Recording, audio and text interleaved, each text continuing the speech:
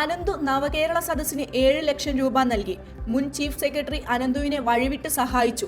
ഗുരുതര ആരോപണങ്ങളുമായി ലാലി വിൻസെന്റ്.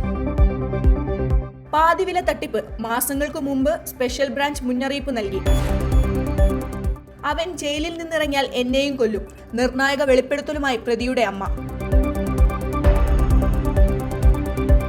പത്തനംതിട്ടയിൽ നിർമ്മാണത്തിലിരിക്കുന്ന മതിൽ ഇടിഞ്ഞു വീണ് 2 പേർക്ക് ദാരുണാന്ത്യം.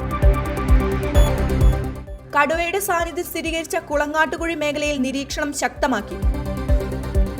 ഛത്തീസ്ഗഡിൽ സുരക്ഷാ സേനയുമായുണ്ടായ ഏറ്റുമുട്ടലിൽ 31 മാവോയിസ്റ്റുകൾ കൊല്ലപ്പെട്ടു. 2 ജവാന്മാർക്ക് വീരമൃത്യു. വിദ്യാസമ്പന്നർ സ്ഥിരതാമസമാക്കുന്നില്ല. മുസ്തഫാബാദിന്റെ പേര് മാറ്റുമെന്ന് BJP MLA. പുതിയ ഡൽഹി മന്ത്രിസഭയുടെ സത്യപ്രതിജ്ഞ പ്രധാനമന്ത്രിയുടെ വിദേശ സന്ദർശനത്തിന് ശേഷമുണ്ടാകുമെന്ന് റിപ്പോർട്ട്.